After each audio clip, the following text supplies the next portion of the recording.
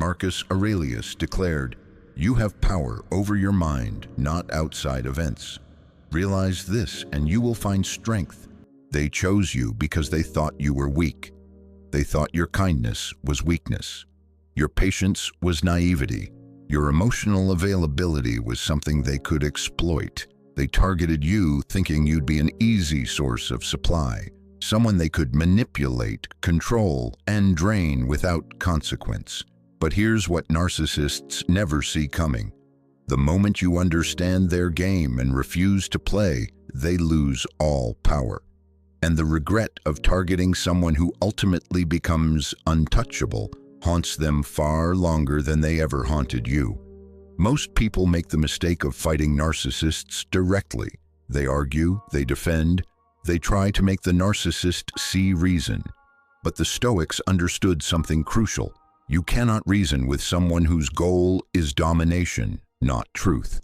The only way to win against a narcissist is to refuse to engage in their game entirely. Today, I'm going to show you 5 silent responses that make narcissists regret targeting you, not through matching their toxicity, not through trying to hurt them back, but through the ancient art of emotional detachment and strategic withdrawal. Response number 1, complete emotional indifference. No anger, no sadness, no visible reaction to their provocations. Epictetus taught, "Men are disturbed not by things, but by their opinions of them." Narcissists feed on your emotional reactions. Your anger validates them. Your tears empower them. Your frustration energizes them. When you give them nothing, they starve. When they try to provoke you, your face remains neutral. When they insult you, you don't defend. When they try to guilt you, you don't engage. This emotional flatline is devastating to narcissists because their entire strategy relies on getting reactions.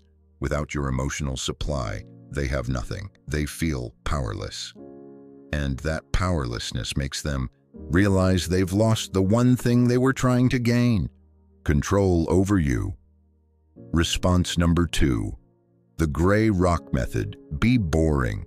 Narcissists target interesting, emotional, vibrant people because those people provide drama and supply. Seneca said, "We suffer more in imagination than in reality." Stop providing them material for their imagination.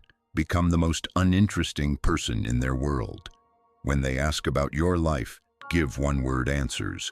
When they try to pull you into drama, respond with neutral facts. When they probe for emotional information, offer nothing interesting. How are you? Fine. What's new? Not much. What did you do this weekend? Things. This boring, gray, emotionless presentation makes you unattractive as a target. Narcissists move on to people who give them better reactions, and they regret wasting time on someone who became impossible to manipulate. Response number 3, no explanations, no justifications, no defending yourself. Narcissists love when you try to defend yourself because it gives them more ammunition, more ways to twist your words, more opportunities to gaslight you. Marcus Aurelius wrote, "The best revenge is not to be like your enemy. When they accuse you of something, you don't explain. When they misrepresent you, you don't correct them. When they try to make you prove yourself, you simply walk away."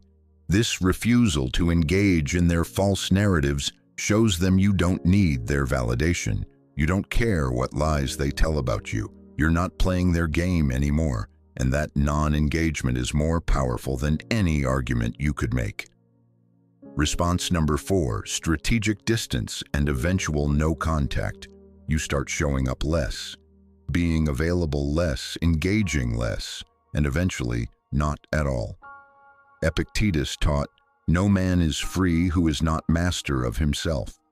Your freedom means cutting ties with people who only want to control you. At first, they might not notice. Then they notice but don't care because they assume you'll come back. But then the distance continues and continues, and one day they realize you're completely gone. No explanation, no final confrontation, no dramatic exit, just gone. And this quiet disappearance leaves them with no closure, no final supply, no last emotional hit. Just the slow realization that they lost access to someone they thought they owned.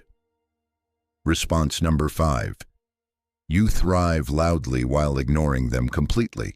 While they're trying to figure out why you're not reacting anymore, you're building an amazing life. Seneca said, "A gem cannot be polished without friction." Their targeting polished you into something stronger, wiser, more successful. And now you're shining. You post your wins. You share your growth. You show the world the person you're becoming without them. Not to make them jealous, though, that's a side effect, but to prove to yourself that you're more than their target. You're someone who rises, someone who wins, someone who turns pain into power. And when they see this, when they see you thriving without giving them any attention at all, the regret becomes unbearable. They realize they targeted someone special, someone strong, someone who didn't need them, someone who actually had the strength to walk away and build something beautiful without them.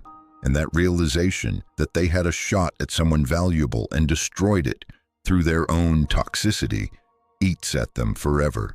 Here's what happens when you practice these 5 responses consistently. The narcissist tries harder at first. They escalate, they provoke more, they try new tactics, but your indifference remains. Your gray rock stays solid, your boundaries hold, and eventually they give up because you're not providing what they need. You're not playing the game, you're not feeding their ego, you've become completely useless to them as supply, and that's when the regret sets in. They move on to new targets, but those people don't have what you had. That unique combination of strength and kindness. That ability to see through them and still choose peace over revenge. That discipline to remain unmoved by their chaos. They realize they targeted someone rare, someone who could have been a genuine connection if they were capable of genuine connection. And they destroyed that opportunity through their own narcissism. But here's the most powerful part. By the time they regret it, you're so far beyond them that their regret doesn't even register in your world. You've healed, you've grown, you've built a life surrounded by healthy people, and the narcissist who once seemed so powerful in your life is now just a distant memory, a lesson learned, a chapter closed. This is the Stoic way. You don't fight narcissists. You don't try to change them. You don't seek revenge. You simply remove yourself from their influence and let your peace be the punishment they can never touch. You become so emotionally unreachable that they realize too late they targeted someone who was always stronger than they were. This is Stoic mastery. This is quiet power. This is how you make narcissists regret targeting you, by becoming someone they can never affect again.